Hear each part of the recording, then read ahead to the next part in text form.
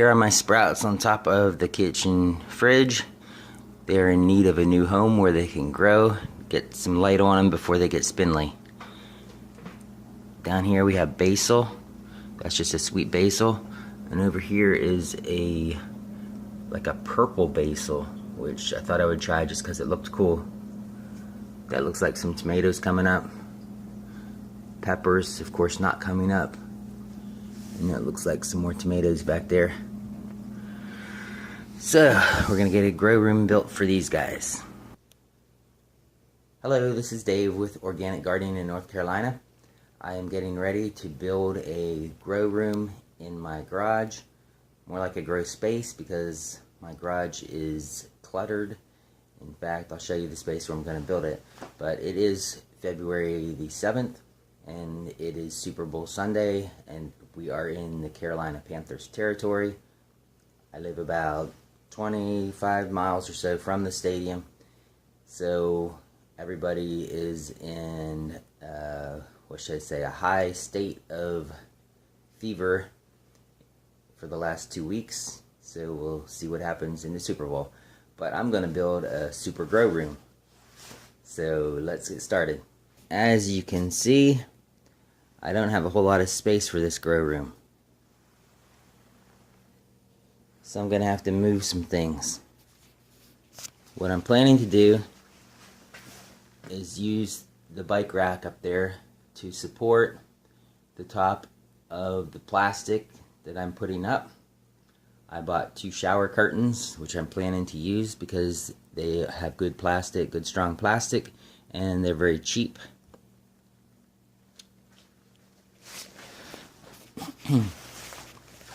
When I do a project like this, what I normally do is I conceive of the idea, and then I think and think and think and think some more about what I'm going to do. And finally, when I'm ready to proceed, I will just do it. Usually I'll buy the materials that I need slowly over the space of a few months, which was definitely true in this case. I've had the shower curtains for probably 2 months. I got a ceramic heater at Target. I guess it was out of season, so it was on the clearance aisle for $6. And it's got a thermostat, a digital thermostat. I can set it to whatever temperature I want. So it should be good, and it's not going to take much to heat this little plastic enclosure we're making. Alright, so let's get started. Okay, so I am done with the project, done with the grow room. Can't say that it went completely as planned, but I think it was one of those projects where I have to keep reminding myself that I'm having fun. Sometimes it can be like that. Let me show you some of the finer points of this construction. It only has to hold together for a month or so, so I didn't really do an amazing job. See my shower curtain the whole way around. 70 inches sounds like a lot, but when you're running the shower curtain around, it's not a whole lot of space. So I didn't really make it the whole way around. But there's a gap in the front here. It might be hard to see. From here to here, there's a little bit of a gap. So I have a tarp that I'm going to roll down over the front of this to try and seal the air in. There shouldn't be that much air movement trying to get in or out, so I think it'll be okay. Let's see. For the top of it, since I really didn't have any plastic, I put some laminate flooring. And for the bench, I also used laminate flooring that I had left over from a project. You can see I put T-Coke bracket in the corner there. In those corners. On these corners, I duct taped a painting rod, one of those extension rods. And in this corner, I duct tape a boat gaff, I think they call it, where you hook onto or pull things from other boats or push the other boat away if it gets too close. So there's my lights that I had set up on top of the fridge last year. And then I have a light up here that Ray at Praxis recommends for the his voodoo garden, his indoor garden. And I'm probably gonna have to put the plants up closer to the lights. I'll have some styrofoam blocks I can set under them to get them closer to the light. Let's see. Here's my ceramic heater that I got for $6 from Target. I have the lights set up on a timer, so they'll go from about 6 in the morning to 6 at night. And the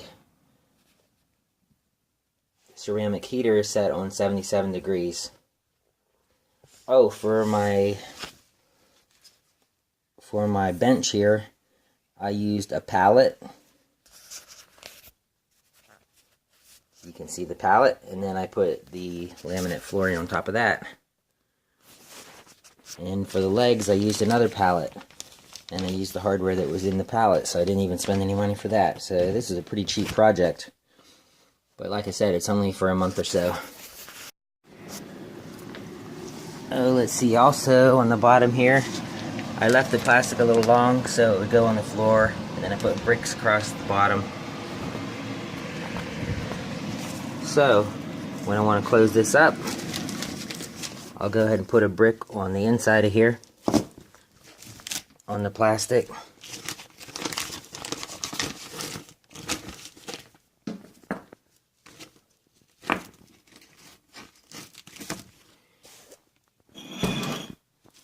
And then roll the tarp down over.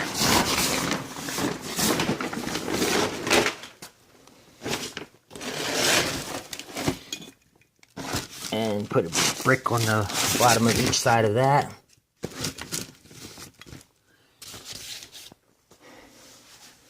So there we go. And like I said, I don't think there's going to be a whole lot of air movement to be forcing the hot air out.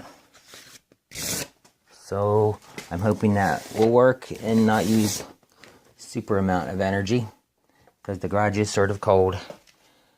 Alright, so that's it. Time to get ready to go watch that Super Bowl. I'm sorry for you Denver fans. Of course, if Denver stomps us, then I'm going to have to delete that comment and start over. Maybe I'll make another comment. Let's see. Okay, good game, Denver. Maybe we'll see you next year. Alright. Thanks for watching. Have a blessed day. Remember to check, like, and subscribe.